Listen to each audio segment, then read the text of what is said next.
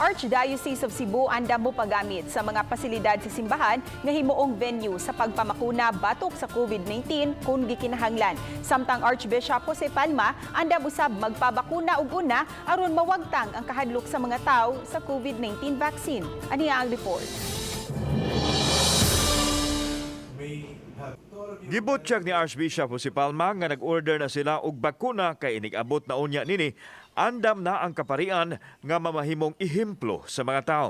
Sa sinugdanan, daghan ang nagduha-duha nga mga pari apan inanay kining nakasabot. Hinoon, mag-agad lang kini sa mga pari kung magpabakuna sila.